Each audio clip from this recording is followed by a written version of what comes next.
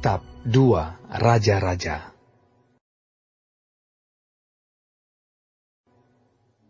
Sesudah Ahab mati, maka memberontaklah Moab terhadap Israel.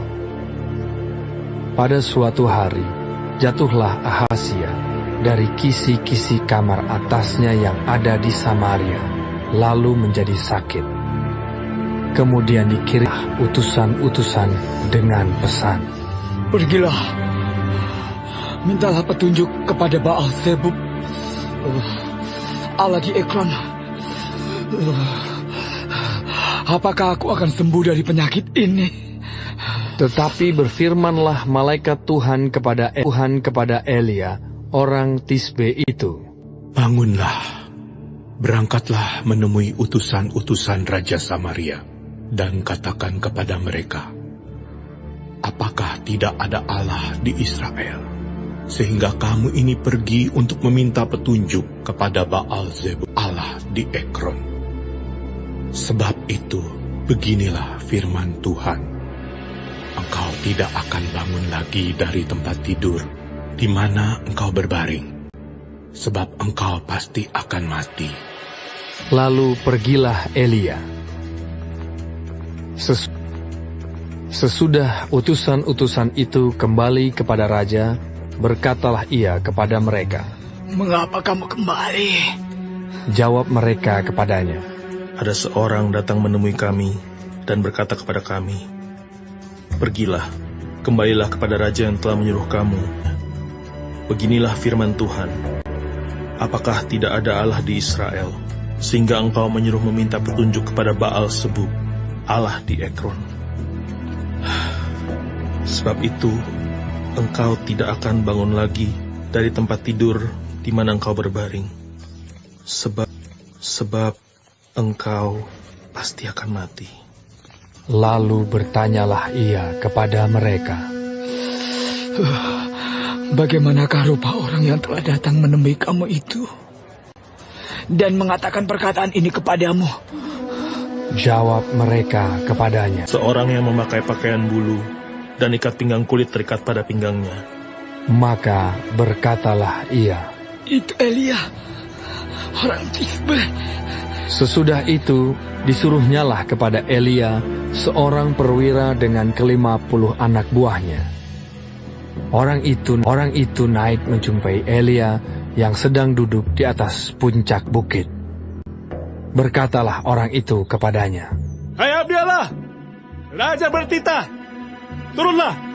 Tetapi Elia menjawab, katanya kepada perwira itu, "Kalau benar aku biarlah turun api dari langit memakan engkau habis dengan ke-50 anak buahmu." Maka turunlah api dari langit memakan dia habis dengan ke-50 anak buahnya. Kemudian raja menyuruh pula kepadanya seorang perwira yang lain dengan ke-50 anak buahnya. Lalu orang itu berkata kepada Elia, "Hai abdi Allah, beginilah titah raja, segera turun." Tetapi Elia menjawab mereka, "Kalau benar aku abdi Allah, biarlah turun api dari langit memakan engkau habis dengan ke-50 anak buahmu." Maka turunlah api Allah dari langit memakan dia habis dengan ke-50 anak buahnya. Kemudian raja menyuruh pula seorang perwira yang ketiga. Lalu naiklah perwira yang ketiga itu, dan sesudah sampai, berlututlah ia di depan Elia, serta memohon belas kasihan kepadanya. Katanya, "Ya abdi Allah, biarlah kiranya nyawaku dan nyawa ke-50 orang hamba-hambamu ini berharga di matamu. Bukankah api sudah turun dari langit memakan habis kedua perwira yang dahulu dengan ke-50 anak buah mereka? Tetapi sekarang, biarlah nyawaku berharga di matamu." Maka berfirmanlah malaikat Tuhan kepada Elia, "Turunlah bersama-sama dia, janganlah takut kepadanya." Lalu bangunlah Elia dan turun bersama-sama dia menghadap raja. Berkatalah Elia kepada raja, Beginilah firman Tuhan.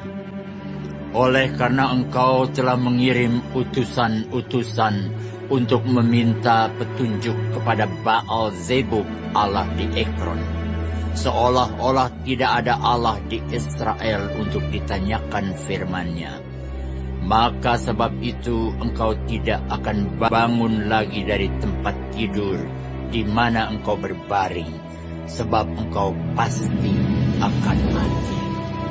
Maka matilah raja sesuai dengan firman Tuhan yang dikatakan oleh Elia. Maka Yoram menjadi raja menggantikan dia dalam tahun kedua zaman Yoram bin Yosafat, raja Yehuda, sebab Ahazia tidak mempunyai anak laki-laki. Selebihnya dari riwayat Ahazia, apa yang dilakukannya, bukankah semuanya itu tertulis dalam kitab sejarah raja-raja Israel? Kitab 2 Raja-Raja. Menjelang saatnya Tuhan hendak menaikkan Elia ke sorga dalam angin badai, Elia dan Elisa sedang berjalan dari Gilgal. Berkatalah Elia kepada Elisa, Baiklah tinggal di sini, sebab Tuhan menyuruh aku ke Betel. Tetapi Elisa menjawab, Demi Tuhan yang hidup, dan demi hidupmu sendiri, sesungguhnya aku tidak akan meninggalkan engkau. Lalu pergilah mereka ke Betel. Pada waktu itu, keluarlah rombongan nabi yang ada di Betel mendapatkan Elisa. Lalu berkatalah mereka kepadanya, Sudahkah engkau tahu bahwa pada hari ini Tuhanmu akan diambil daripadamu oleh Tuhan, terangkat ke sorga? Jawabnya, Aku juga tahu. Diamlah.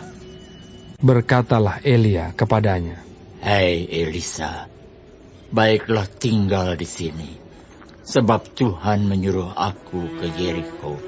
Tetapi jawabnya, Demi Tuhan yang hidup, dan demi hidupmu sendiri, sesungguhnya aku tidak akan meninggalkan engkau. lalu sampailah mereka di Yeriko.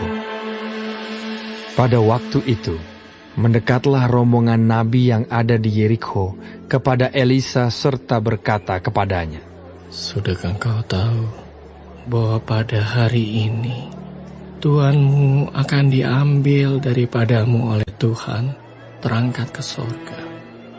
Jawabnya, Aku juga tahu. Diamlah. berkatalah Elia kepadanya, Baiklah tinggal di sini, sebab Tuhan menyuruh aku ke sungai Yordan.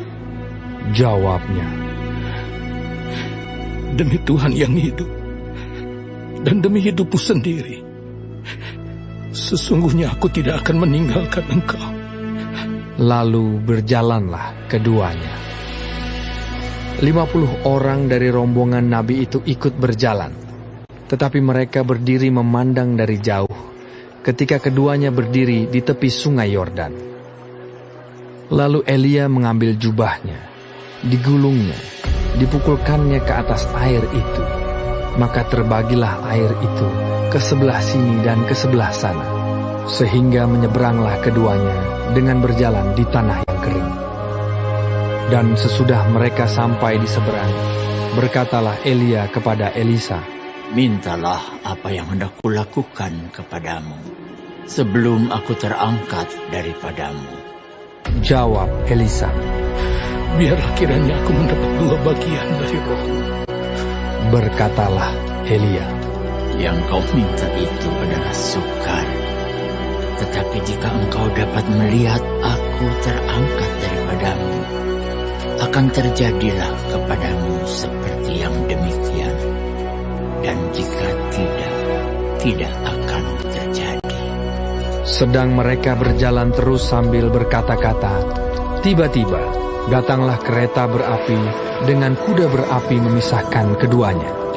Lalu naiklah Elia ke sorga dalam angin badai. Ketika Elisa melihat itu, maka berteriaklah ia, Bapakku! Bapakku! kereta Israel dan orang-orangnya yang berkuda. Kemudian tidak dilihatnya lagi, lalu direngkutkannya pakaiannya dan dikoyakkannya menjadi 2 koyakan.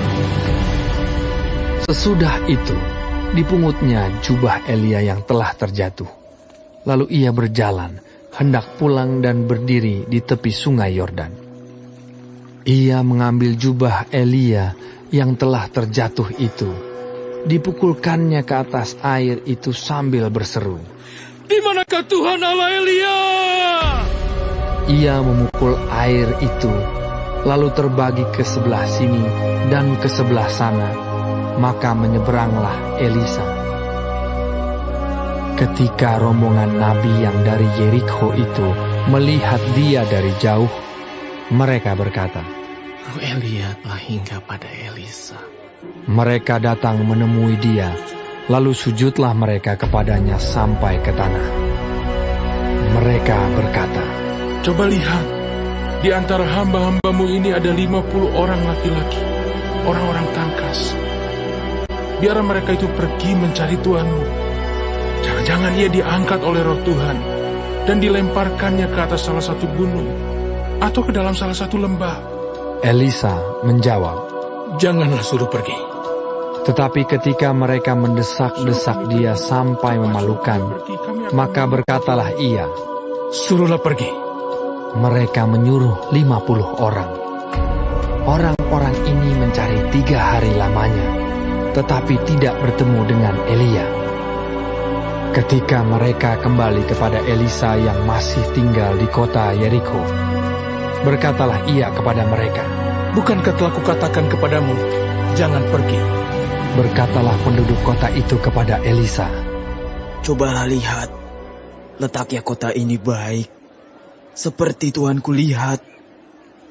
Tetapi airnya tidak baik, dan di negeri ini sering ada keguguran bayi. Jawabnya, "Ambillah sebuah pinggan baru bagiku, dan taruhlah garam ke dalamnya."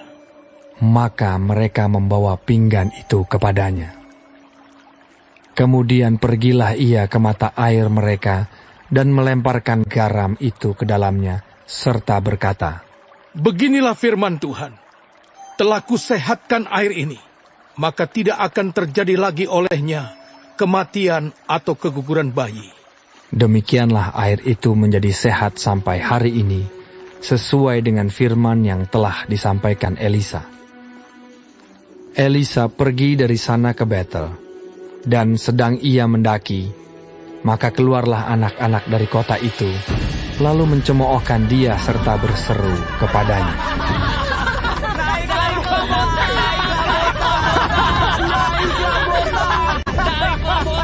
lalu berpalinglah ia ke belakang, dan ketika ia melihat mereka, dikutuknyalah mereka demi nama Tuhan. Maka keluarlah 2 ekor beruang dari hutan, lalu mencabik-cabik dari mereka 42 orang anak. Dari sana pergilah ia ke Gunung Karmel, dan dari sana pula kembalilah ia ke Samaria.